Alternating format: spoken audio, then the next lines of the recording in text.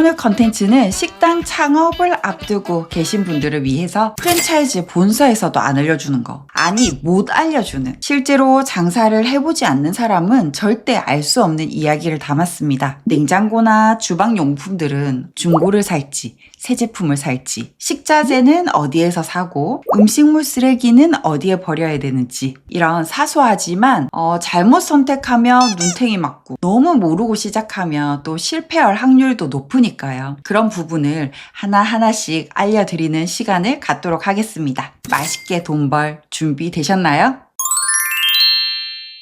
안녕하세요. 장사 맛집 오팀장입니다. 오늘은 요식업 25년차 강 대표님과 함께 사장님들이 진짜 궁금해할 만한 것들 한번 물어보도록 하겠습니다. 대표님 소개 한번 부탁드릴게요. 1년에 10만 그릇 파는 쌀국수집 포멘티코를 운영 중인 강 대표입니다. 반갑습니다. 반갑습니다. 처음 창업을 준비하시는 분들은 네. 식당 주방에는 뭐가 제일 필요할까요? 우선 식당 주방에는 냉장고, 네. 간택기, 네. 후드는 다 들어가니까 불을 쓰려면 있어야 되고 가스 버너, 네. 버너 쓰면 또 후드도 있어야 되고. 그러면 냉장고, 간택기, 후드 이 세 가지가 기본 세팅 준비물인데 이거를 새 제품을 사야 될지 아니면 중고를 사도 되는지 이런 거 너무 궁금하거든요. 그럼 첫 번째로 냉장고는 네. 저는 중고를 추천드려요. 아, 냉장고는 중고 사도 됩니까? 네. 왜냐하면 중고로 사면은 비용이 보통 냉장고는 절반으로 절감되거든요. 그리고 중고로 사도 설치도 해주시고. 냉장고를 중고로 사면 비용도 세이브 시킬 수 있고 설치도 알아서 해주시고 하니까 네. 그리고 간택기는 우선 새 것을 추천드려요. 왜냐하면 중고 간택기는 한번 사용을 했기 때문에 부식이 되어 있거든요. 부식 시작해서 그러면 구멍도 좀 막혀 있고 이렇다 하더라고요. 그 불 나오는 구멍 말하는 거죠? 네. 그래서 간택기는 전 새 것을 추천드려요. 아, 간택기는 새 거. 네. 그다음에요. 그리고 후드는 함석이랑 스텐이 있거든요. 네. 스텐을 추천드려요. 스텐이 좀 청소가 용이하다. 근데 함석은 좀 기름이 좀 잘 끼어요. 아, 기름때가 잘 끼니까 청소가 어렵겠네요. 그 스텐이 좀 비쌉니다. 대부분 업체에서 싸니까 함석을 추천해 주는데 그래도 스텐이 더 낫습니다. 후드는 중고랑 새 거 중에 어떤 거 해야 돼요? 후드는 중고 하시는 분 전 못 봤어요. 간택기와 후드는 새 걸로. 그 다음에 냉장고는 중고로 하셔도 된다. 네. 그러면 이 준비된 주방 장비들을 설치는 누가 하나요? 제가 하나요? 아니요, 업체에서 다 해주죠. 냉장고는.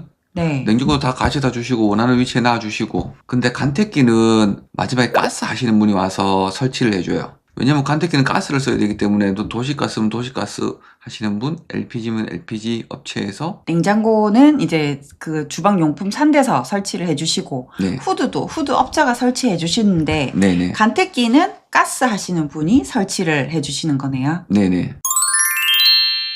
이 식당은 음식을 파는 데잖아요. 네네. 음식에서 재료가 8알이라고 할 정도로 너무너무 중요한데 식자재는 어디서 사는지 아니면 어떻게 사야 좀 저렴하게 살 수 있는지 대표님만의 노하우 있으실까요? 저희는 야채하고 공산품 업체를 따로 씁니다. 왜냐하면 공산품이랑 야채를 같이 하는 업체를 한번 써봤는데 야채가 별로 안 신선하더라고요. 아, 공산품이랑 야채랑 같이 파는 업체보다는 야채만 하는 사장님이 더 신선한 야채를 가지고 온다는 네. 말이네요. 네네네. 공산품 업체에서는 야채를 한 3, 4일 정도 재놨다 주시는 경우도 있더라고요. 바로 당일날 가져오시는 게 아니고 저희는 주문하면은 한 오후 5시에 주문하면은 그거를 서울에 발주를 넣어서 부산으로 가져와서 그걸 저희가 쓰는 시스템이더라고요. 대표님은 농수산물 시장 이런 데 직접 가시나요? 직접 안 가고 가끔씩 갑니다. 시장에 매일매일 안 가고 가끔씩 가는 이유는 뭐예요? 제가 야채 사장님보다 좋은 야채를 보는 눈도 없고 야채집보다 싸지도 않고 가보면 시장에서 계산서도 좀 잘 안 끊어주더라고요. 아, 계산서도 잘 안 끊어주고. 네. 왔다 갔다 기름값이랑 뭐 쓰는 것보다 그냥 시키는 게 낫더라고요. 근데 그 야채 사장님만 믿고 있을 순 없잖아요. 그래서 가끔씩 가서 야채 사장이 사기칠까봐 시장 조사하러 갑니다. 내가 네. 알아야 안 당하니까. 네네. 그러면 공산품 같은 거는 어디서 사나요? 저는 네이버나 쿠팡 그리고 공산품 업체, 식품 업체에 시키거든요. 네. 네이버나 쿠팡이 싼 것도 있고 업체가 싼 것도 있으니까 비교해보고 시킵니다. 단가표 리스트를 달라 해가지고 다른 업체랑 비교도 해보고요. 쿠팡이랑 네이버랑 비교해보면 쿠팡이 제일 싼 것도 있고 네이버가 제일 싼 것도 있고, 근데 그 가격을 가지고 업체에다가 가격에 맞춰주세요 얘기하면 맞춰줄 수도 있는 제품도 있고, 못 맞춰주면은 이제 쿠팡이 시키는 거고. 결국 중요한 거는 내가 알아서 비교해보고 그리고 저렴한 걸 찾는 능력인가 봐요. 네, 그리고 가끔씩 그 쿠팡에서 가격이 많이 떨어지는 경우가 있거든요. 뭐 4 플러스 1 할 때도 있고, 뭐 저희 뭐 까나리 액젓 같은 경우 저희는 그렇게 시키거든요. 어쨌든 야채도 야채 사장님한테 너무 믿지 말고 내가 시장 가서 시세 조사도 해야 되고, 네네. 공산품도 네이버 쿠팡, 그 마트 이렇게 계속 비교해가면서 싼 거를 찾아야 되는 거네요. 왜냐면 가격이 계속 왔다 갔다 하기 때문에, 뭐 음. 야채 같은 경우는 좀 심하고요. 뭐 여름 장마철 되면은 가격이 많이 뛰거든요. 그러니까 그것도 시세도 알아야 되고.